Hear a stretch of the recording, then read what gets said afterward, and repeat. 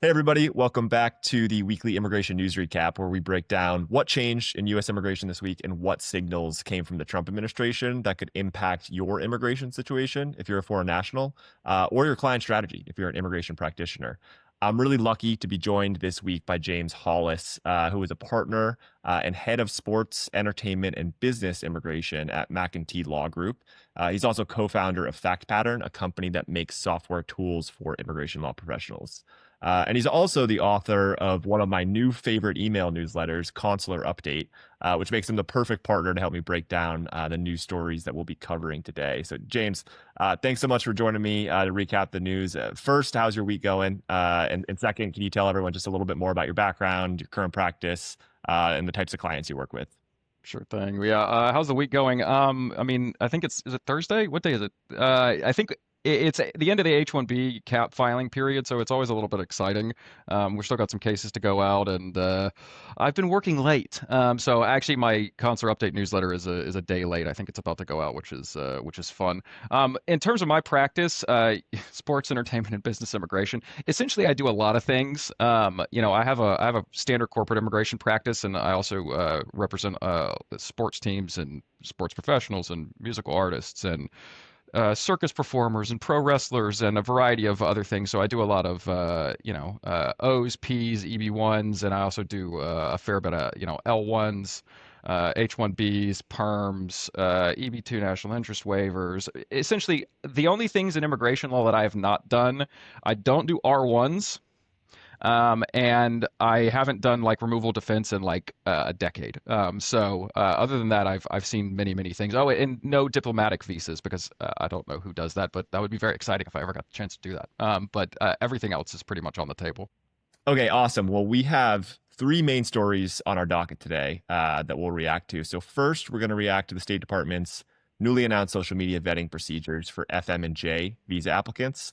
Then second, we'll talk about the potential visa appointment backlog that those new procedures could create if they haven't already created it. Third, we'll react to some new signals from USCIS this week that they're actively shifting their focus and their resources towards the Trump administration's enforcement priorities. And then lastly, James, we'll leave some time for you at the end to share one trend or signal that you've been tracking, something that maybe hasn't gotten much attention, but could already be impacting and affecting foreign nationals and the attorneys who support them. So, final note, James, I always like to timestamp these episodes because the news moves so fast. So we're recording this one at around 12:30 p.m. Eastern Standard Time on Don't Thursday, June don't 26th. get mad at us if something changes between now and tomorrow. You know they like to announce things on Fridays. Always on Friday afternoons. Yeah. And we'll release this one on Friday morning. So if anything happens in the meantime, we'll cover it next week. So with that, James, you ready to jump into the news? Let's do it. Great. First story we're going to cover is that it was revealed late last week that the nearly month-long pause on FM and J visa applicants being not being able to schedule appointments at U.S. consulates was lifted, or at the very least is in the process of being lifted. So for a little background, on May 30th, Politico reporter Nahal Tuzi published a leaked State Department memo showing that consulates were ordered to halt new interviews for FM and J visa applicants, while new vetting protocols were being developed specifically for social media. The pause lasted about 20 days, during which time the State Department provided very few updates, aside from like some brief comments from from press briefings from the State Department spokesperson Tammy Bruce. So now, according, I'd say she was positive, yeah, and slightly confused about why it hadn't started yet again. regularly confused. Yeah, we showed the clips of her on some of the previous podcasts, but now, according to a new State Department cable from June 18th, scheduling has resumed, but only at posts that have implemented the new social media vetting procedures. And so, according to the cable, consular officers have now been instructed to review these FM and J applicants' online presence for signs of hostility towards U.S. values, support for designated terrorist groups, or unlawful anti-Semitic behavior. And that's just paraphrasing the instructions in the cable. So consulates were also told to prioritize scheduling appointments for J1 physicians, and then also for F1 students attending schools where international students make up less than 15% of enrollment. So, James, that was just a high level summary, even though I spoke for about, a minute and a half there.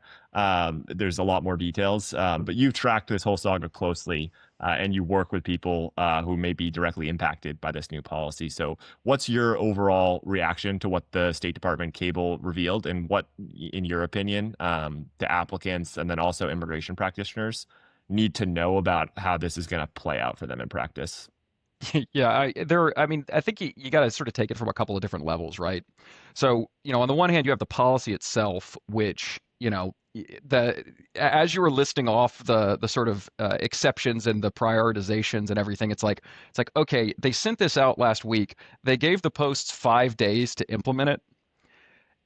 What consulate on this planet is going to be prepared to sort of completely change the way that they adjudicate these cases in a 5 working day period? I said, I sort of joked last week when the cable came out that I kind of feel bad for them, and I kind of do feel bad for them. Like, I'd say this type of policy, the way it was rolled out, the sort of slow walking of the like the delay in the appointments, and then this sort of comprehensive policy that requires them to change standard processing procedures on a huge swath of their cases. It's meant to put pressure on universities. Like, we've seen over the last 6 months that one of the key points that the administration is doing is trying to attack universities that are deemed to be sort of the bastions of liberal thought. So how do you harm them? You make it harder for their foreign students to get here because that's a huge part of their budget every year. On the other hand, you have the other goal of how can we screw up the immigration system without looking like we're screwing up the immigration system? Because ultimately, I don't think it's that popular. Like the last COVID bans, like they caused a lot of harm, and it sucked not to be able to come to the United States for tourism. What's a way that you can sort of make mayhem or make mischief in the immigration system while also seemingly accomplishing a goal of like keeping out the student protesters that at least some of the population hates? You make this vetting process really problematic and slow down the processing, which is, as we'll talk a little bit later about, has cascades across the system. So from that perspective, it's like, okay, it's a more of a complex analysis that they're going to have to make. And the other thing that I think attorneys need to realize is that they're calling for refusing every single visa application under INA Section 221G. Visa refusals within our system are pretty significant. Like, obviously, if you're going to refuse a case and then you're going to do the vetting and then you're going to subsequently approve the case, it's going to clear the refusal, but it's still going to require the applicant to report they've been refused on every subsequent visa application, and every subsequent adjustment of status, and every subsequent like ESTA application that they ever make. So it's increasing additional work on the system, like in general, but it's also potentially a risk factor for the applicants going forward as well. So it's this, I don't know, it's a really nasty rule, and then that's not even taking into consideration the like how does a post actually determine what anti-American, anti-Semitic support for terrorist organizations is. Like, you're having individual decision makers, and more likely you're having individual posts sort of make a determination of like, hey, this is how you're going to do the vetting. But the other thing that's in here that they're not really taking into account, and it's sort of mentioned within the cable as well, is like, what about different languages? Like, a lot of these applicants are going to be coming in, their social media is not going to be in English. Consular officers, many of them have very good language skills, but given the way that the staffing has been, there are also consular officers who have gotten waivers for the language requirements. So, like, how are they going to make sort of very significant determinations about these people's lives without necessarily having the cultural and the language fluency in order to determine what the person's actually saying? Is the person being sarcastic in that language? The cable says, hey, go and talk to the local staff to have them help you determine whether or not this is an issue or whatever. I think it's potential concern that people aren't going to be able to understand what the social media actually says. And the other aspect of this is like, they may just be looking at pictures of the person's food. Like, you know what social media is like, particularly for like teenagers and stuff. Like, you're going to be like watching them play a video game or something, or they're Instagramming their food or something for like a month. Like that, it just doesn't seem like a particularly useful thing for our government to be doing. I also joked that with my firm earlier this week that maybe this is just a Truth Social push for more users, because everybody could just add Truth Social and then just go like and sycophantically reply to Donald Trump's truths or whatever. That would at least provide some evidence that they support whatever the current agenda is. But he sort of changes on a dime, so maybe that would eventually be a problem if they're like, oh yeah, the Supreme Court's amazing, we love it, and then next week he hates the Supreme Court, so it's a problem again. I've heard that joke as well, but I think in part it's not a joke because if you're a foreign national and you're like loosely paying attention to all of this, like why wouldn't you just go create a True Social account and start like posting pro MAGA stuff? You think it's going to help you? Just straight up. Oh yeah, Secretary Rubio, you're such a genius. We love you. This is amazing. Your policy. You're changing the State Department for good. Yeah, I think if we see an influx in that kind of praise from some of the major consulates across the world, we'll know what's causing it. The other thing I'll say, maybe this is a real problem for the DS-160 application. It does not have Truth Social as one of the social media profiles. You have to add that separately. So I think there needs to be some fixes put into the system if you're truly going to reflect whether these people love America or not. The tech team who created the Trump card website's going to have to get on that ASAP. Yeah, break it further.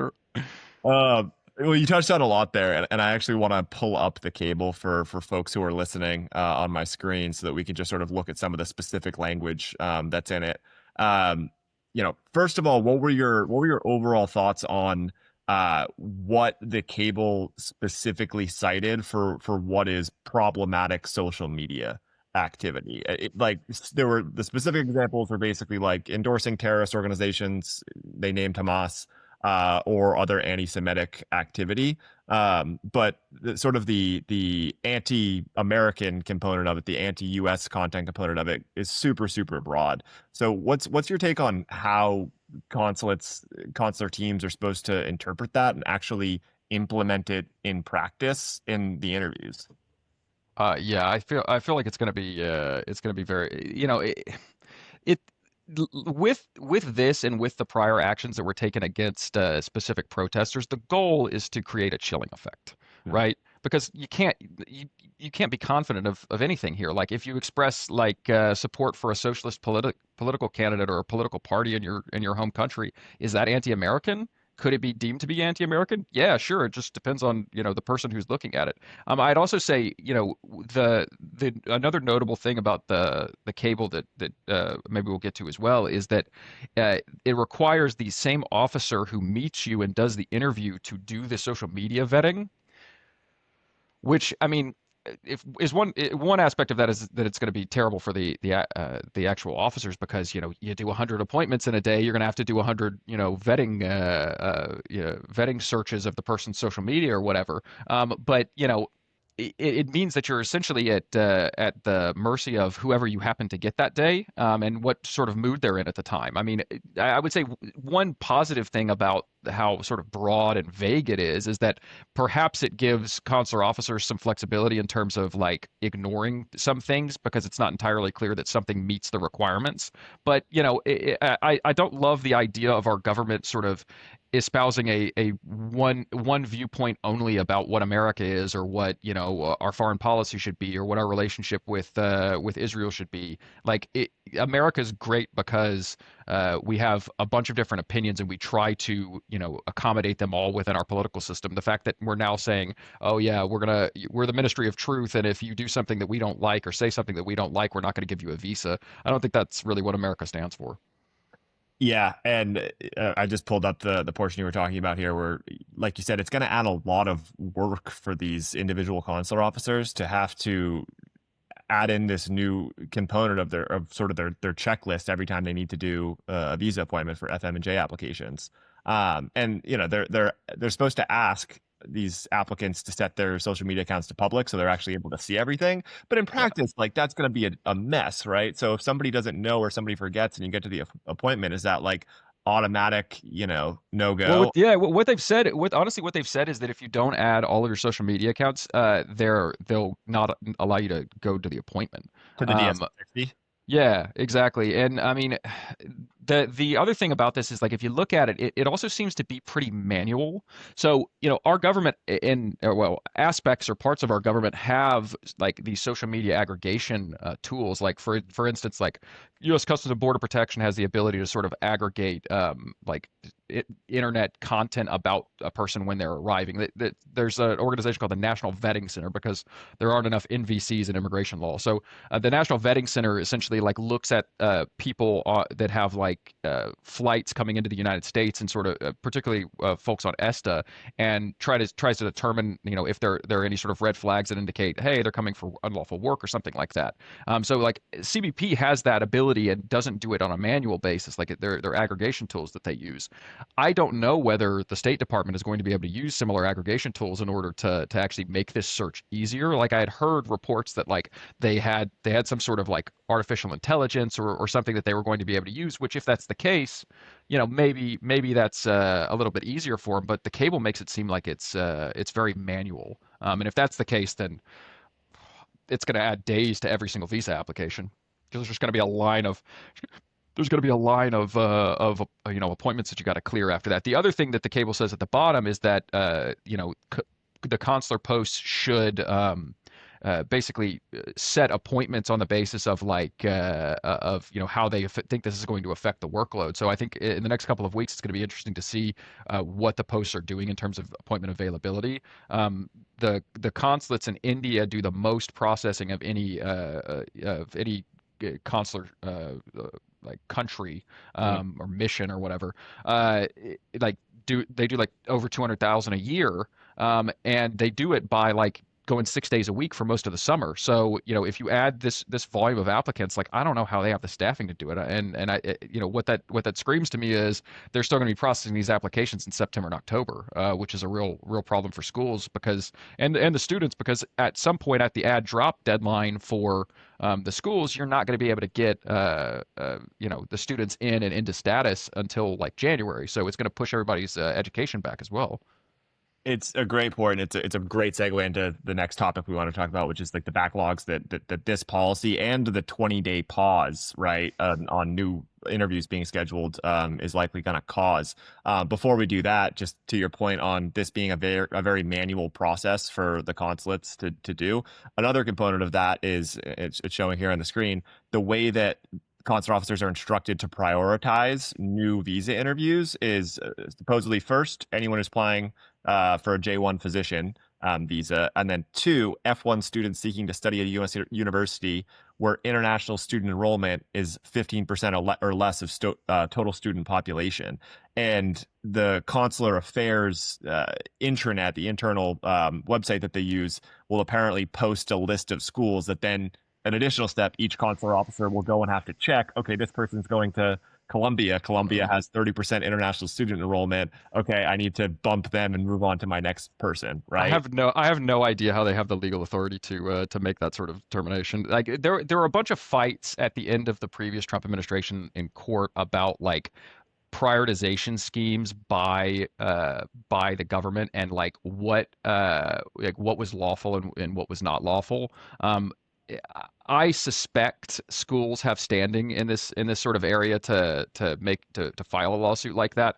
I think it would be very interesting to determine whether or not like the State Department can specifically discriminate against schools on the basis of like their student population when they're supposed to be issuing student visas. Like that seems just so clearly targeted at like, oh, you have a lot of students and it's going to hurt your bottom line if you can't get through. Oh, it looks like you're going to have to wait.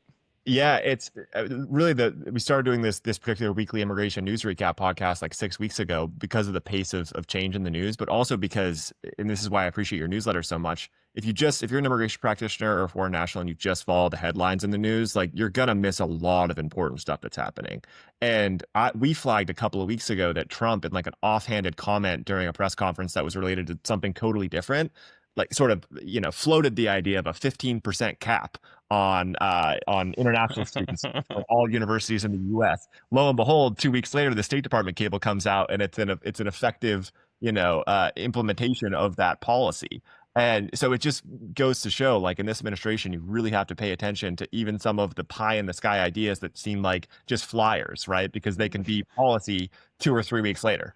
Isn't that why we have the Administrative Procedure Act? Like you're supposed to go through some sort of regulatory process. No. Don't worry about it. We'll just make it a secret cable that fortunately gets leaked. But if we didn't know about it, like how would how would we have even known that they were doing this sort of thing? And just be like, wow, it's weird that and I guess the other aspect of this is like I don't understand how they actually implement that either. Like the scheduling systems are not going to permit them to really see. I mean, it's not going to show them the schools that the people are going to. So like, how the hell are they actually supposed to like figure out that they go to a school that has more than a 15% population? Like at the appointment, you're gonna maybe it means they're gonna do the interview and then like put the people at like Harvard or Columbia at like lower down the processing or vetting list. Like I have no idea how that's actually gonna work. Oh, that's really interesting because I'm not super familiar with it. So in the DS 160, if you're an F1 student, you just got accepted to go to Harvard for your freshman year, you don't include that information Well, you include it in the DS 160, but like you don't include it in the scheduling portal part of it. So like I don't know, I don't understand. I mean, maybe they're gonna. I guess they could put in like a web page to be like, or a sort of question and answer to be like, do you go to any of these schools? And if you go to any of those schools, you like say yes or something. That could then put them into a different like scheduling pool or something like that. But otherwise, like the standard system is not going to pick that information up until they're actually at the appointment. We need to get somebody to the State Department press briefings to ask Tammy Bruce these questions. Andrew Craybaum. Yeah, she's ready. God, give me my press credentials. I'm on my way. Yeah, and Andrew Craybaum, who I should note was the one who I was able to get the cable that we just shared. Me too. Yeah, exactly. He's a reporter with Bloomberg Law. Everyone should go and follow his work. I've been talking with him. I'm like, hey, you got to get to those State Department press briefings. Like, we're not getting the hard questions on immigration that we need. So seriously. hopefully he takes us up on that. But okay, so next story I wanna move into it. It's really just an extension of this one, right? But between the 20-day pause of new interviews not being able to be scheduled to these new vetting procedures that we just walked through, and then the prioritization that's laid out in the guidance and the cable as well, seems very likely, right, that appointment availability and processing times are already being delayed. And so I have a chart here that I'm going to share on my screen. And it shows the number of F and J visas issued across all U.S. consulates worldwide month by month, starting in January of 2024 and then ending in April of 2025, which is the most recent data that the State Department published. Luckily, the State Department publishes this data monthly, so hopefully in the fall we'll be able to see what the actual impact of this whole saga and the new policy has been in real time. But you can see from the chart, right, that and James, you called this out before. There's a certain season where J visa issuances go up, and then there's a certain season, we're in it right now, where F visa issuances typically go up because there's more appointments for these visa categories. So James, I never asked for predictions on this podcast because I would never make you predict anything. But when you look ahead to sort of the next 6 months here, what's your forecast for how all of this is going to impact applicants trying to get interviews? Well, yeah, I mean, I guess the interesting thing is going to be what does May show for J1s? I mean, the only positive thing that I would say about the pause is that if there was an application that was already in the system and you had already scheduled an appointment, they were still able to do the appointments. Right. I know there were some cases that were administratively processed after that, so maybe it won't be as bad for J1s as we're sort of expecting. But I mean, I will say I've been tracking like processing time and like appointment scheduling data via our tool, which is called Consular Intelligence, over the last like 2 years. They changed the way that they've been reporting the visa appointment wait times a couple of months ago, and they have not provided an update since this memo came out. I think we're expecting it to be at the beginning of next week is when that should come out. So it'll be interesting to see what the reports are specifically from the individual consulates. So maybe that's something for y'all to talk about next week. What do I think is going to happen? I think you're going to see slow processing. You're going to see basically fewer appointments appointment slots for F1s. I think you're also going to see a cascade down to the other categories, particularly B visas, because the thing that the consulates have done since the pandemic is basically where there are limited resources, they sort of short staff the Bs and they don't provide a bunch of appointments. So you're going to see the appointments for Bs kick back up like it was for the last few years. It was last year. It was like a big thing for the Biden administration to try to get B visa processing times like lower than 60 days or something like that. They didn't achieve it, but they certainly tried, and a lot of posts improved from that perspective. But I think you're going to see B processing times worse. I think you're going to see IV processing times potentially get worse. I think, maybe e-visa processing times we're already seeing in some consulates. Those are slowing down. Essentially, they're going to be short-staffed. They're going to have to do more administrative processing, which is going to, increase wait times generally. And I think the first target will be B visas because they're deemed to be not sort of as important and not as critical. You can do an emergency application if there's a really significant thing, and they can do that on a case by case basis. But longer, slower, harder. That's the Trump way of doing immigration, unfortunately. It's not on today's agenda, but we've covered it in past podcasts. The initial entry ban that was put into effect for, I think it was 12 countries that were listed. And they're not like huge volume countries for B visas in particular. But then there's the expanded list that, like, if I was a betting man, I would bet that all 36 countries on that expanded list and more are going to be added. Do you think there's any, maybe this from the first Trump administration or from the Biden administration, there's any way that, not, with the travel and entry ban in effect for those specific countries and those nationalities, they might shuffle consular officers around worldwide to try to make up for, backlogs that they need to address in other areas? Well, yeah, I mean, there's been a complete reorganization of the State Department as well that's been going on in the background in the last couple of months. Like they put out a plan for that.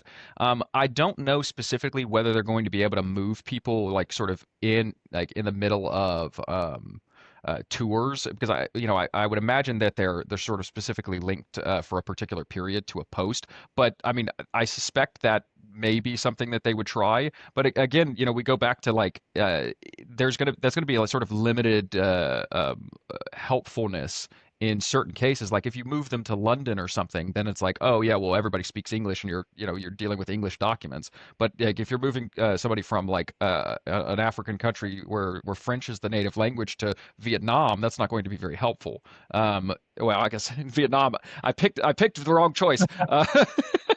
Let's say Thailand, not a former French colony. How about that? Yeah, it's okay. We won't knock you for not remembering off the top of your head your colonial history. Yeah, exactly. I'm like, come on. You're a busy guy these days. Yeah, well, I've bought me on the brain. Unfortunately, this is part of the problem. Fair enough. Yeah, it's hard to not have that type of to not have Vietnamese food on the brain all the time. It's delicious, but we'll keep an eye on that trend, and James, maybe we'll have to have you back in a couple of months when we have more data, and we can sort of talk about what the ramifications of these policies were once we have the summer data for J and F visa applications. But last story on the docket, and it's probably the smallest one, but to me it was a pretty telling signal from USCIS about where the agency is heading. So this week, the agency put out a press release highlighting its role in a visa fraud investigation that led to federal indictments. And I'll share my screen with that press release so we can just sort of quickly summarize it together. So USCIS shared that it worked with other federal agents, with federal agents, not other federal agents, because there are USCIS investigators per se, to investigate a fraudulent employment-based visa scheme, which ultimately led to charges against multiple individuals, including a law firm, and it's now going to play out in court. So from what I could tell, James, this is the first time I've seen USCIS publicize its direct involvement in an enforcement action targeted specifically at employment-based immigration fraud. But before I go to you for your reaction on this, quickly, I just want to share a short clip from Joe Edlow's Senate confirmation hearing. Joe Edlow is the incoming director of USCIS. Where he made it clear that under his leadership, USCIS is going to focus a lot more on enforcement than it has in the past. So let me just share that and we can listen, James, then I'll go to you for your reaction. If confirmed, my vision for USCIS is simple.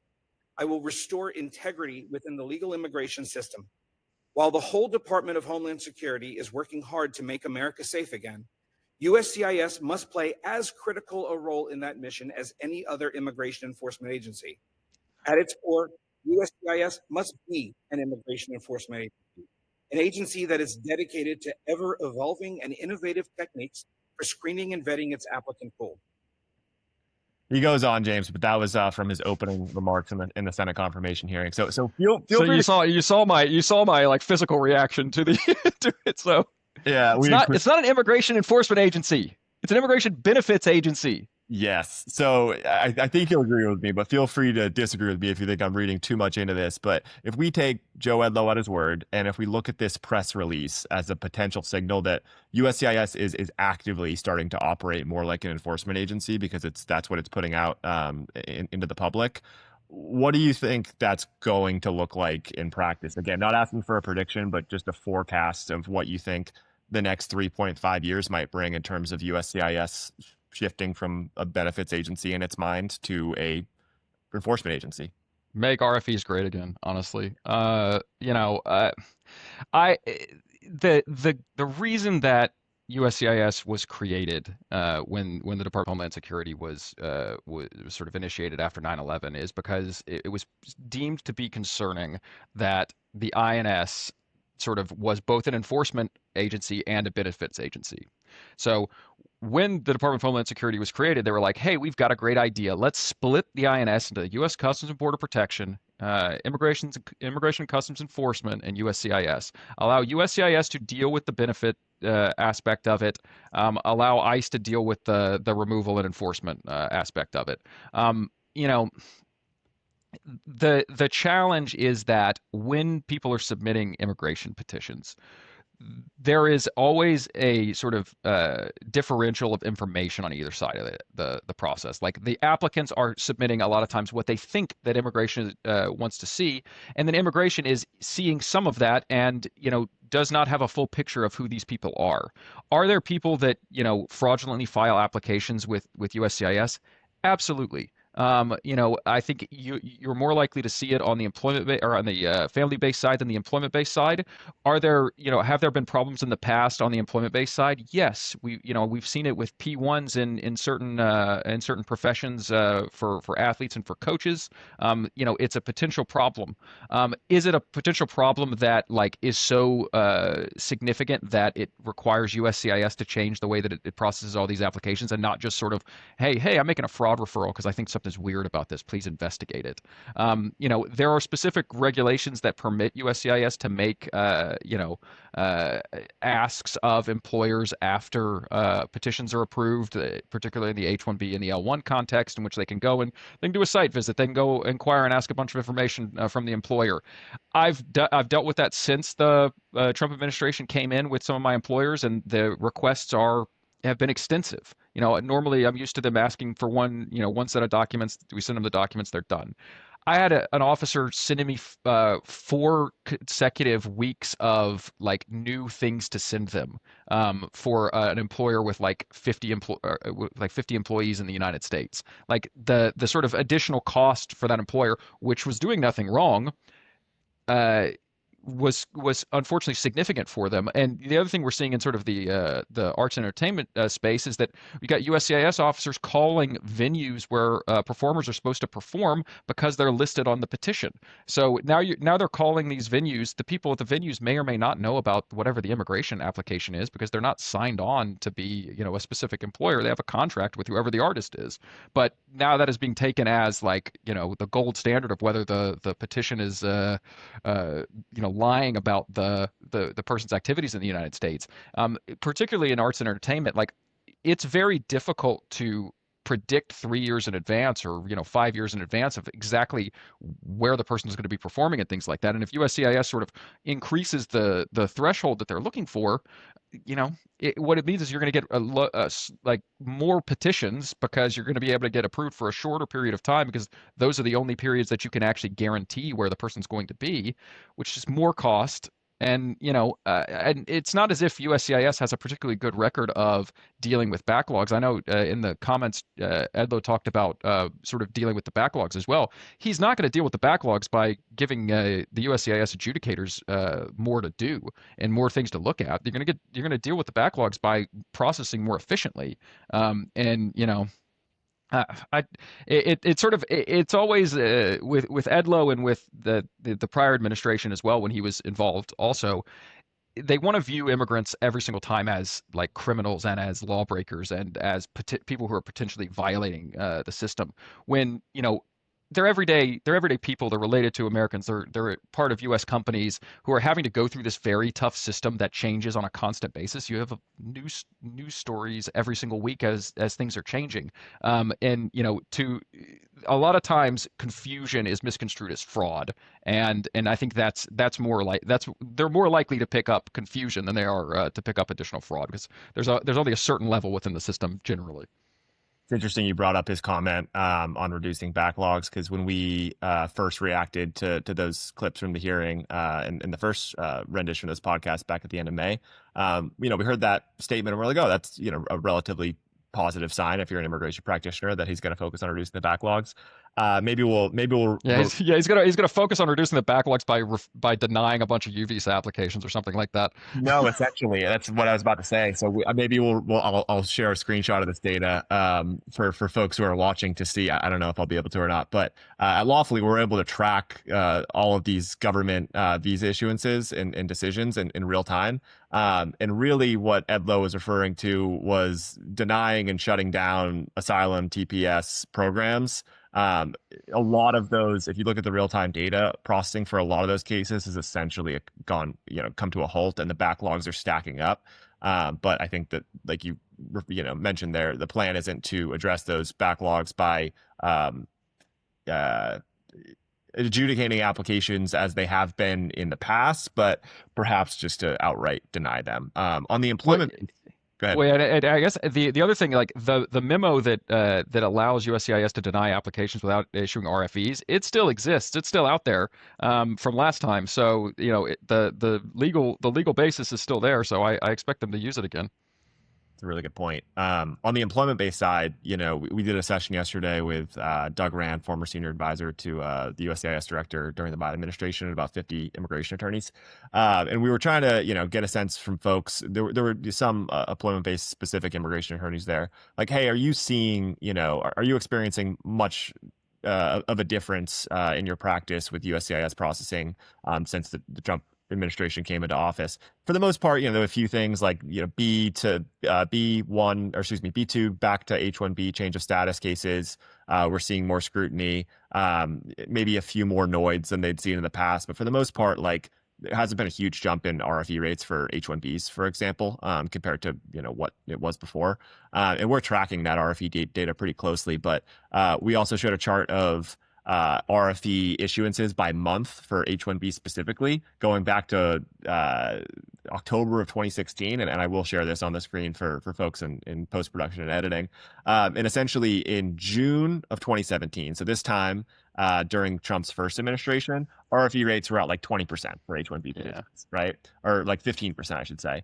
And then 3 months later, in September and October, they skyrocketed to about 40%. Well, and notably, if I recall, there was also no premium processing allowed during that period, so that was them processing the cap filings from that year. Yeah, so we're tracking this very closely because I think a lot of employment-based immigration professionals have felt like so far they've been sort of shielded from a lot of the immigration policies from the administration. My suspicion, and James, feel free to chime in here, is that that's not going to last that much longer, especially once Edlo is officially in at USCIS as director. Yeah, I mean, the other thing is that there was an NTA memo, which you may have talked about on a previous episode, where that essentially, one of the things that they wanted to do last time, and they did it a little bit, was basically to permit USCIS officers at the end of cases to basically send folks notices to appear, like, hey, we denied your B visa extension. Here's a notice to appear. You better go to court or something like that. I went through the memo specifically because I was like, are we going to start seeing this in like the employment based context, where like did they deny an application? We start getting NTAs. Like that's a mess. Like companies are not going to want to deal with that sort of situation. Fortunately, the memo doesn't seem to significantly prioritize employment-based immigration on in that respect. But it's probably something that we're going to see if unless it's stopped. And that's another like sort of resource problem for USCIS. Like these officers aren't trained to issue NTAs. They're trained to adjudicate these petitions and applications. Sometimes they're really highly trained and experienced and great, and sometimes they don't know what they're doing. Giving these people the authority to sort of like issue NTAs after they improperly deny your application sounds very problematic. I think you've seen over the last like I don't know decade the problematic NTA policies that even ICE has had. They've had a lot of trouble in court with NTAs without addresses on them, NTAs that are all at the same time and aren't actually a court hearing. Like there are all sorts of sort of bad behavior that already occurs on the NTA side. Having another part of the Department of Homeland Security issuing NTAs, like I think that's the last thing that we need. I'm really glad you brought that up. It's actually something that we haven't covered in the past episode, so something to keep an eye on for the future. It seems like, James, we could go on this particular issue, all day because there's so much to speculate on, but it's not really speculation. It's sort of educated forecasting based off of what we saw in the last administration and what signals we're getting in this administration about sort of what the enforcement plans are across the immigration system. But in what I'm particularly looking at is employment-based immigration. Being caught up in all of it going forward. But James, before we wrap, I wanted to give you the chance to share a trend or a signal that you've been tracking but you don't think is getting much coverage in the immigration space or by practitioners, by foreign nationals, that you think is maybe already having a real impact on folks or in the next couple of months here is going to become front and center. Two things. One, self-created or sort of astroturfed media in the O and the EB1 context. There are already some reports that USCIS is looking more heavily into basically the places where you're publishing the articles that are being published about people. There are many services out there that will come to you and say, hey, I could get your person placement in whatever media source. Don't do it. No offense to those people. They maybe they won't like me. But like, in order to succeed in an EB1 or an O1, you need it to be an organic, it need to be organic materials. USCIS for years has not really taken sort of the I don't know, the proliferation of that industry seriously. They seem to be taking it seriously now, and you're going to harm your case as a practitioner and as the actual applicant yourself if you submit stuff and USCIS realizes that it's astroturfed. Like it's not a good thing to do. Potentially, I've heard of petitions being, receiving notices of intent to revoke, which it was sort of the worst case scenario. The other trend that I think it's important for folks to realize, which you brought up Doug Rand, because I think Doug Rand had a significant role in sort of the expansion of the EB2 NIW during the Biden administration, with promoting STEM masters and PhD students in certain areas that it would actually be very beneficial for us to have highly talented foreign nationals coming to work in the United States. The sort of parting shot from the Biden administration in January was like, hey, we've sort of overdid it with the approvals on the EB2 NIWs. It's created a big backlog for EB2 worldwide. That's a real problem for everything. So we're going to sort of roll back the clock a little bit and make it a little bit more difficult to get an EB2 NIW again. That message hasn't really doesn't seem to have fully gotten through to the applicants themselves. Right now, I think Lawfully probably has some data on it, but you got denial rates of like exceeding 50% at this point for EB2 NIWs. Like there was a period of time in which a standard corporate position that had the STEM things and had the sort of correct area of work like could get approved.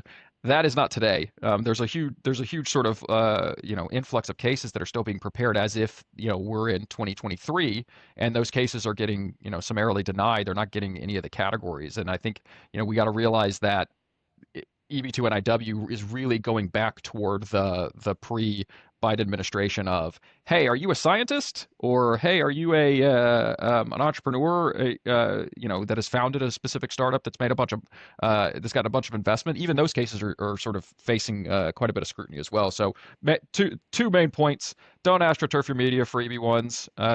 Write real articles. Contribute to real publications. Don't pay for media or for publication of articles. And two, vet your EB2 national interest waiver strategy. If you're filing cases as if it was 2023, you're going into a buzzsaw and you're going to get denied.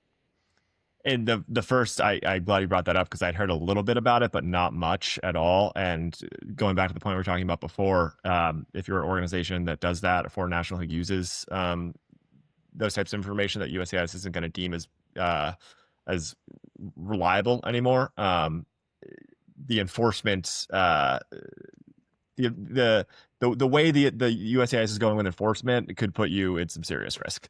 And then the second one, we are in the process of trying to crunch the numbers on NIW denial data right now. In the session we did with Doug yesterday with about 50 immigration attorneys, we showed the public USCIS data on denials.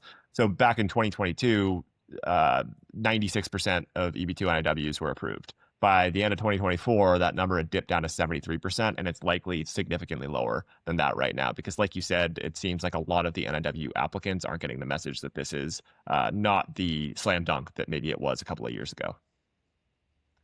Well, James, this has been such a fun conversation. We hit on so many topics today, and I'm really glad that we were able to have you join and share all the insights you have. But before we wrap, first, tell everyone who's listening or watching where they can follow you and your work. And then second, is there anything that you're working on, personally and professionally, that you want to plug for the audience?